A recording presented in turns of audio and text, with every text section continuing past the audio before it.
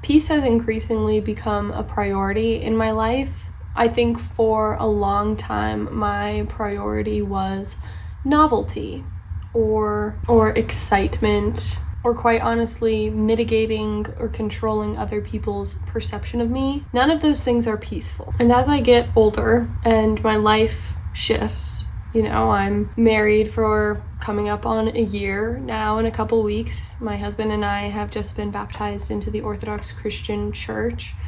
My priorities have been and very much still continue to shift. And in turn, my behavior also shifts to reflect the new priorities.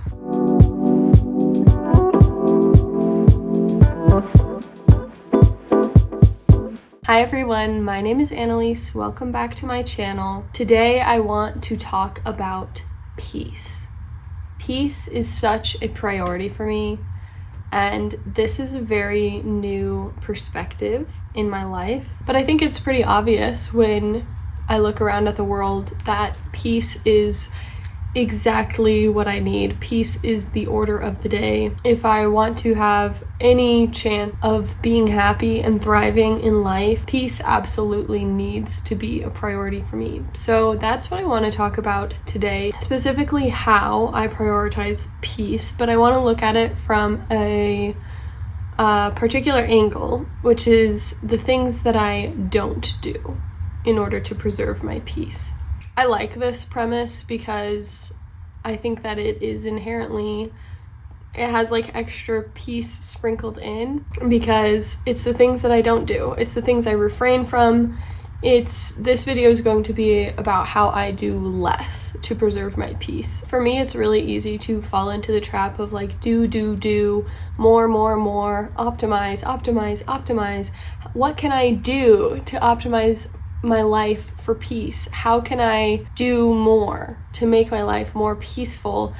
And that's just not necessarily how it works. I mean, there definitely are things that I can do to make my life more peaceful, but I thought it would be more gratifying to talk about the things that I don't do that make my life more peaceful. So before we get into it, please make sure to like this video and subscribe. There's plenty more where that came from, and there is plenty more on the way, baby. You do not want to miss out. The first of 5 things that I don't do to preserve my peace: I don't worry about perfection.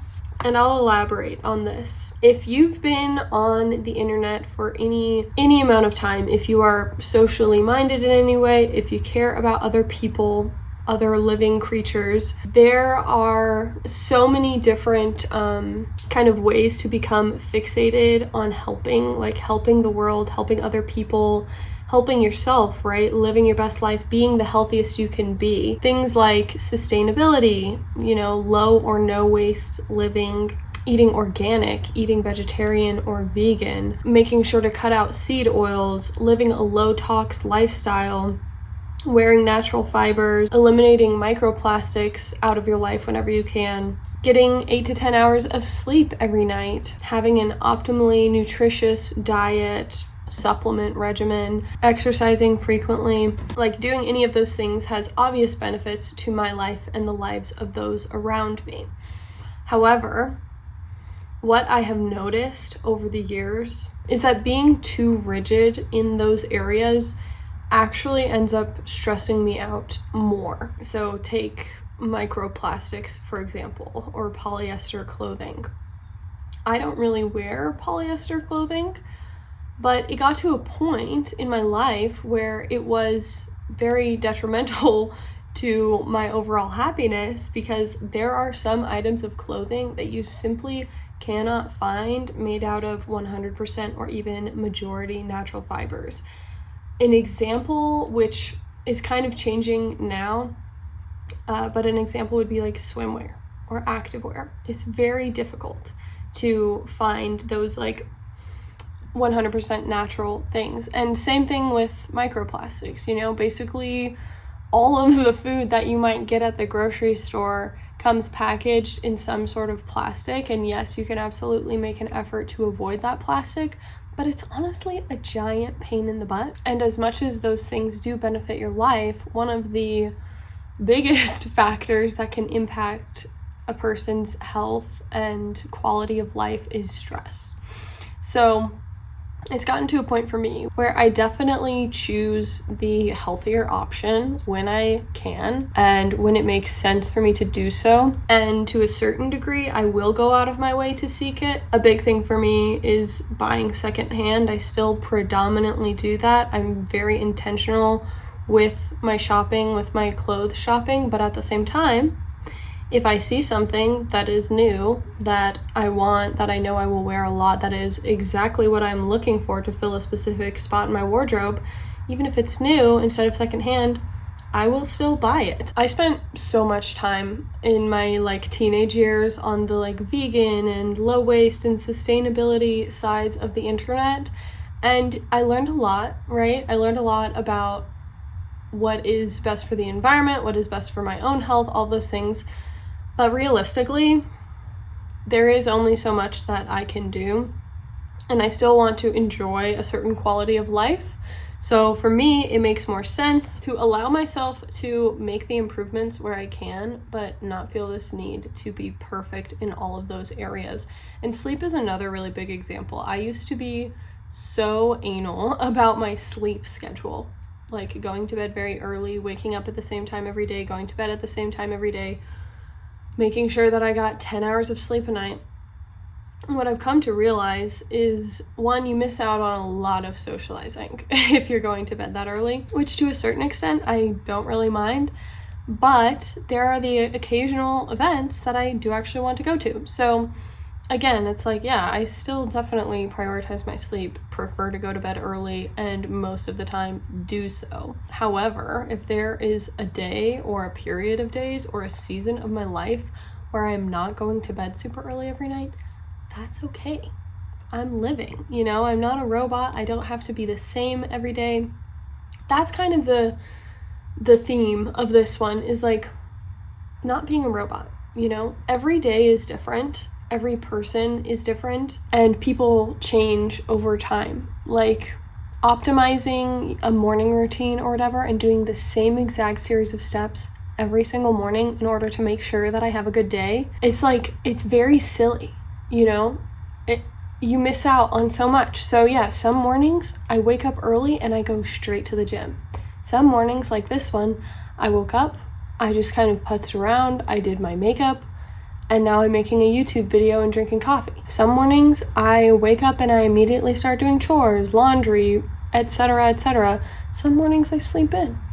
And then the first thing I do is watch some TV. Every day is different, and I really enjoy being able to experience life in all its fullness and variety, and not fixating on having to control every aspect of my life and consumption, because I simply can't.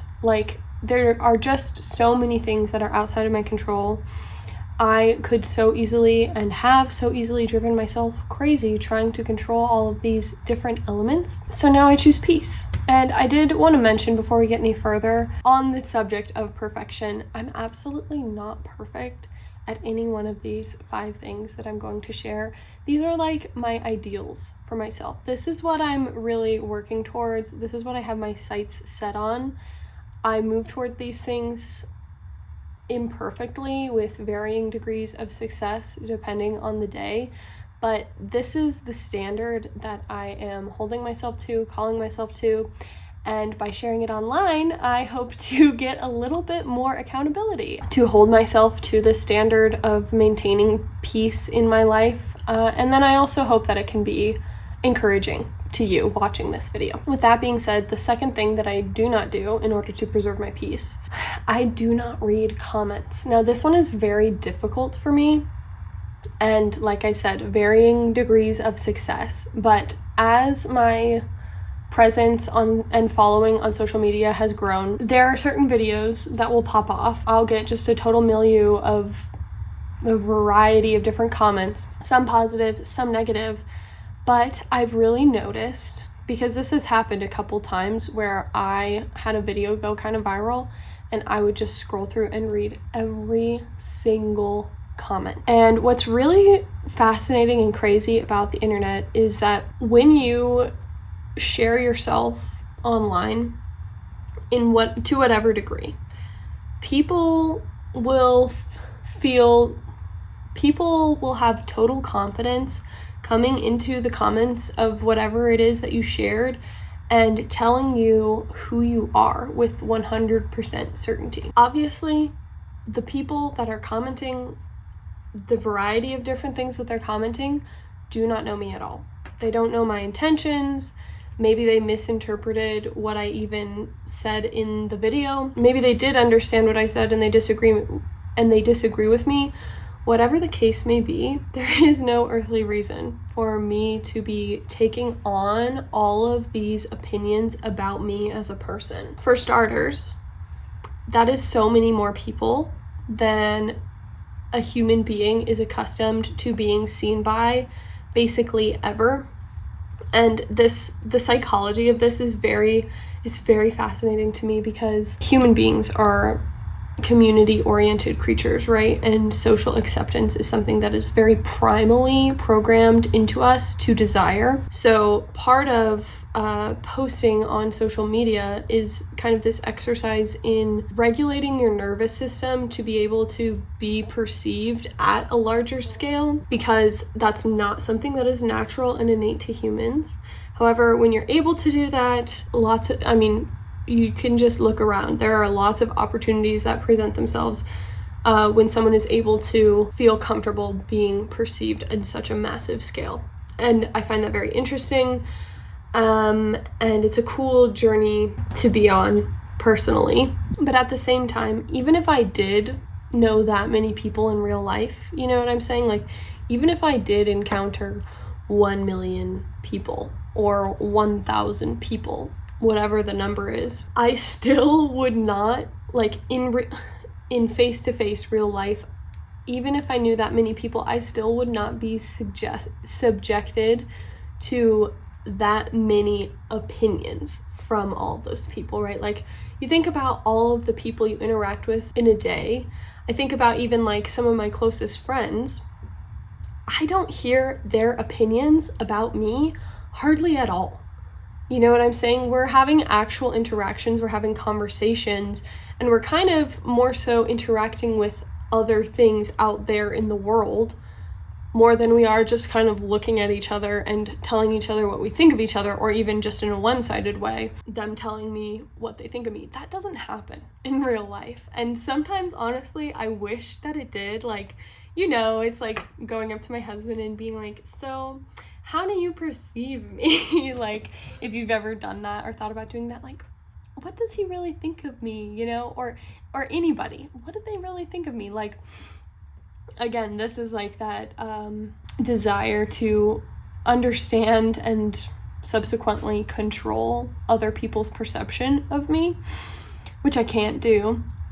But there is just no world, whether I knew that many people in real life or not, where I would be getting everybody's opinions about me told to me, especially for the fact that they don't actually know me in real life.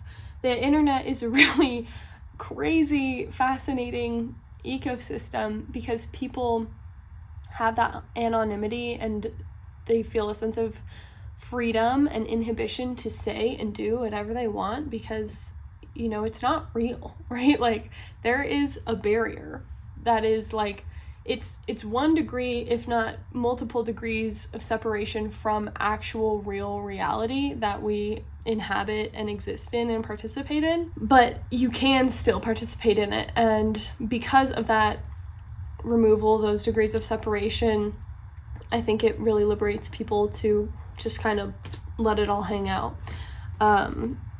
So thinking about the internet from that perspective, I really do value being able to share and express myself and make content online.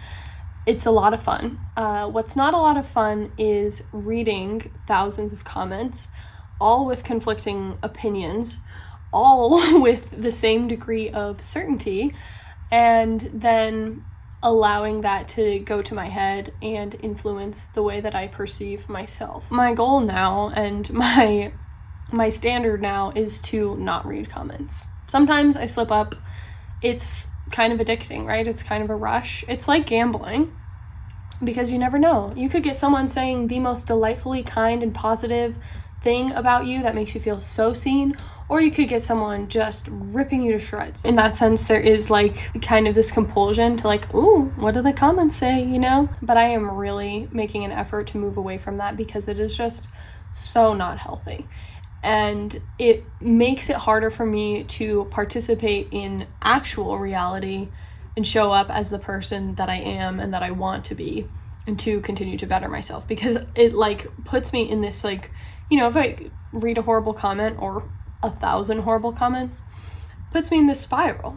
And then I'm not showing up as the wife I want to be, or the sister, or the friend, or the daughter that I want to be, or even, you know, the social media personality that I want to be. I'm not showing up authentically because I have it in my head, all of this fear-based thing. What if it's true? What if I'm this? What if I'm that? There is just no peace that comes from reading through all of those comments. There is no growth that comes from it. And I really want to stress that actually too, because I think sometimes people do comment things with the like, oh, let me help you out. And that's great. And I have gotten comments before that are helpful. But at the end of the day, it's not worth all of the just weird projecting and stuff that I have to slough through to get like 1 in 1,000 helpful comment. And 2, it still remains true that the people that only know me from what I post online do not actually know me at all. It's like the parasocial relationship of it all. It can definitely feel like you know someone on social media, and to a certain degree you can, but again, there are several degrees of separation from actual reality. So I maintain that I only need to look at and contend with the criticism, or I'm trying to think what a more positive word, the feedback that I get from people in my real life. The people that I can reach out and touch and speak to face to face. Those are the people that I'm going to receive feedback from. At this point, it's like there is no need for me to even check out the comment section. It's just like a weird, scary place. The difference that I see already in, you know, imperfectly trying to stay away from comments versus when I was systematically, methodically going through and reading all of them, it's already so much better. Like, yeah, I see some comments here and there. I do. But the difference is already just so much lighter, so much more peaceful. I can actually think about my real life. That's really what this all comes back to. That's really what the point of cultivating peace is for me. It's to spend more time in reality, to spend more time in the present moment, because when I'm not peaceful, when I'm agitated or stressed or whatever it is, I'm in a fantasy world. I'm fantasizing about, you know, what if it's true that what this person said about me, or what if such and such thing happens, or, you know, ruminating on the past, but I'm not here and now. Peace to me equals here and now in the present moment. And I've actually found that even when stressful things happen, like the present moment has something stressful happening, I am at peace because I'm just responding to the situation, and all I can do is act. When I'm fantasizing, ruminating, imagining something that is not happening, that's when my peace is taken away, because there's nothing that I can do. When something stressful is presented to me, like right here and now in the present moment, the only thing to do is take action, and taking action relieves that stress. It cures that fear. Action cures fear. Action can only cure fear insofar as you can actually take action against a fear. So a lot of what this cultivating peace journey is for me is shutting off all of those rabbit holes that I can go down fantasizing about fears that are not here, that have not manifested in my reality. I mean, it's just senseless. There's nothing that I can do about them. This idea has transformed my life and thinking so much. It's transformed the way that I think about my marriage, about raising children, childbirth, many different things, which I may talk about when the time comes, when it is salient. Moving on to the third thing that I do not do in order to preserve my peace. I don't manage the family finances. Now, right now, the family is just my husband and I. And up until recently, I did manage our finances, and I did fine. I know how to do it. Maybe I would even say I was good at it. I found it satisfying, but I also found it very stressful and fear-inducing. So for that reason, I asked my husband if he would kindly take over our finances. This is another one of those areas where I've noticed my need to control really manifested. I had this feeling like I had to make sure that everything was good.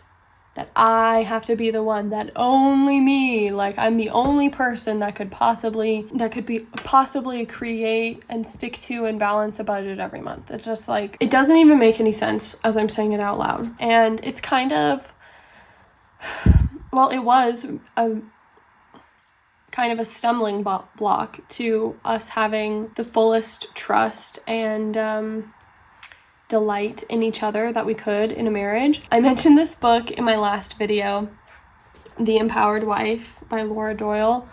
I love it, and she speaks to this idea of having your husband manage your finances, and I really like what she said, and it really applied in my case. So she has a chapter called Your Husband is Better with Money Than You Are, which, that might raise some hackles, but it's very simple what she says. She just says that for women, money is about security, and for men, money is about accomplishment. And this really resonated for me because I am definitely a very sensitive, feelings-oriented person. And so that bleeds into everything that I do, including when I was managing money. There were a lot of feelings that went into it. It would stress me out because it is tied to this idea of security. That's like, that's your foundation, that's your stability. So there were a lot more emotional ups and downs for me in the finances, and I felt like I had to have a really, really tight fist on the whole thing because otherwise my security is in jeopardy. For my husband, it is not the same feelings thing. He's a lot more like one thought at a time, one step at a time, linear thinking type of person. So he has very generously taken over the finances, and I do not even look at our bank accounts anymore. I don't want to. It really does stress me out. And I really do have full and complete trust in my husband. And it has made our relationship so much more beautiful because I'm not stressed out about money. I don't have to be like Debbie Downer telling him that, oh, we can't afford this, we can't afford that. With love, it is his problem. I will stick to what he tells me to spend or not spend. And I don't have to worry about the number that's in the bank account and what that means about my stability. One of my goals in being married is to really experience oneness, two people becoming one flesh, and I don't think that's going to happen on accident, but I do see this as an area where we can cultivate that oneness. Of course, this is to say nothing about if you are a woman who manages your family finances. That is totally your prerogative. There's nothing wrong with that. For me personally, like I said, it was really detracting from my peace. Peace is my priority. Ergo, my husband now manages our... Ooh, the coffee's kicking in, babe. Okay, the fourth thing that I do not do in order to preserve my peace, the coffee is really hitting, you guys. I do not take things personally. I am, if it's not already obvious, someone who is very prone to overthinking and overanalyzing everything that happens, including every interaction I have with every single person I encounter basically every day of my life. The problem with that is that I have no way of knowing what actually is going on in somebody else's head when an interaction that I perceive as kind of weird happens, right? I do not know. There are options, right, that I can kind of explore and think about in my head, But the reality is that I don't know and I can't know. And even if I've explored every possible reason why I think someone might have said that or given me that look or whatever silly thing, I don't know.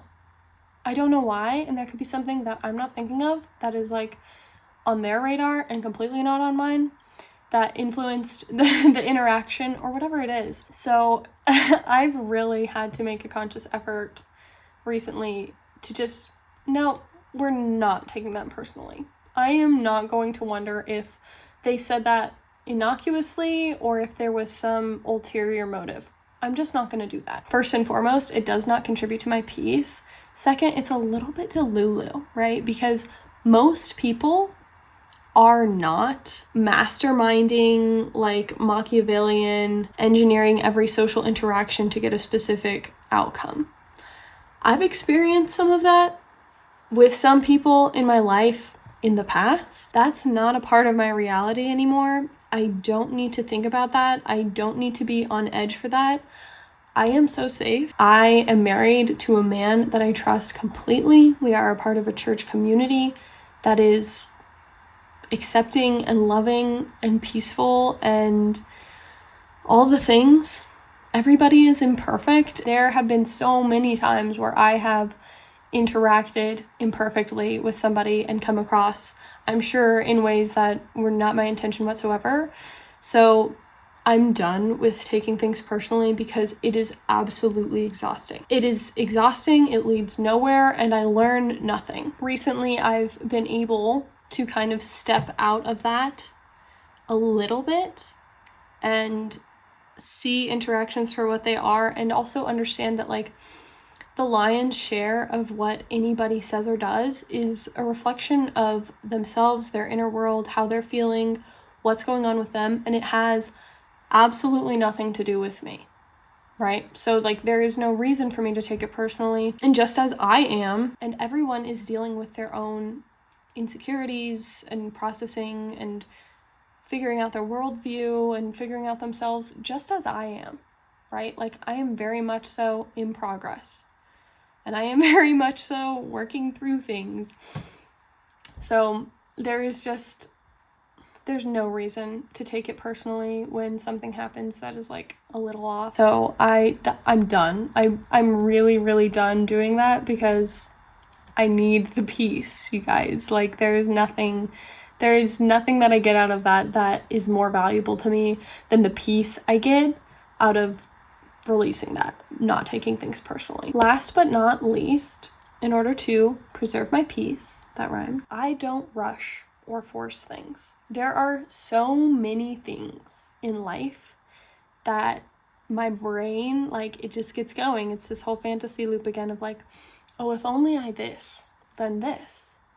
If only this specific thing happens, then I will finally, feel totally at peace and feel right about my life. But like, it's such an illusion because the only thing that is actually taking away my peace is me trying to control how my life goes and insisting that certain conditions need to be in place for me to experience peace. Especially for me at 25, being married, it's so easy to look to the next thing, like look to the next milestone. Oh, I need to get there, I need to do that, and it needs to happen right now. I need to buy a house, I need to have a baby, I need to this, I need to that. I'm surrounded by people who are my age, who are doing all of those things or other things, building their careers, having kids, buying houses, whatever it is. I'm not there. I'm not doing that. And that's okay. This is something that has always been kind of a part of my life, a part of my struggle, if you will. My mom always told me growing up to just like enjoy where you are right now because you'll grow up soon enough. I always wanted to be a grown up. When I was a kid, I'm like, oh, if I could just be a grown up, that would be great. I could do all the grown up things. That would be so much better. She always told me not to rush. I always didn't listen. And now, looking back, I see the wisdom in that because being a kid is a season of life you simply will never, ever, ever get back. you won't. So yes, I think about that and I lament that I did not enjoy the present moment more when it was there, but I can't lament too much because the present moment is still here now. And I can still enjoy where I am exactly at this moment now. And thinking about the fact that I didn't back then is only taking away from my opportunity to do so now. I don't have a baby. I don't own a home. I am married, which that might be for some people my age who are single, something that they're like, oh, if only I could get married, then everything would be okay, you know? I've never been outside of the country. I don't have any plans for international travel. I'm not a millionaire. Like, all of these different things. It can be so easy to think that this defines adulthood, or this defines success, or this defines me as a person. I am cultivating a lot more appreciation for where I am here and now, because this moment it will be gone before I know it. My life will look completely different, and I won't be able to get this moment right now back, ever. You know, I think about that with my husband. We're coming up on our first year of marriage, but we haven't even known each other for 3 years. Like, it's gonna be like 3 years since we met this year as well. So thinking about that it's so crazy, because 3 years ago, I was in a completely different headspace. 4 or 5 years ago, you know, I was living a completely different life. And now I will never get that season of life back. You know, that chapter is closed. It's over. It's very special to me. There are a lot of memories I have and things that I did, experiences that I had for the very first time. I'll never get that back. That's okay. You know, that season is past. It had its time, like it had its moment. I'm so appreciative of it, and I can say happily that I was present for a lot of it. I was also wishing for something to happen in the future and thinking about rushing and forcing things to happen. And I was ruminating about the past, but I also enjoyed the present moment then a lot. And that's just an amazing feeling to know that I had a very specific season of my life that looked totally different than my life does now, that I was able to enjoy and be present for.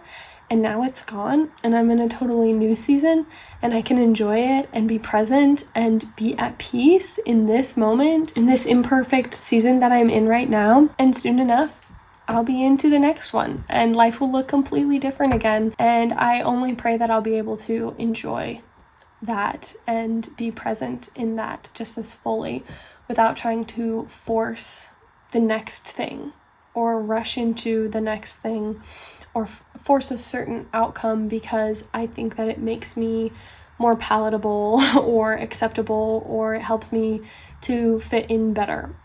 That's not what this is about. I'm totally committed to living my own unique life path that God has set out for me, and making peace with what that looks like in every moment, and intentionally cultivating peace so that I can enjoy every moment more fully. That's all I have for you today. Thank you so much for watching. Thank you so much for listening to my story. I really hope that you enjoyed this video. Let me know your thoughts in the comments down below. Please do not be shy, and do make sure to like this video, subscribe to my channel for more, and I will see you in the next one. Bye.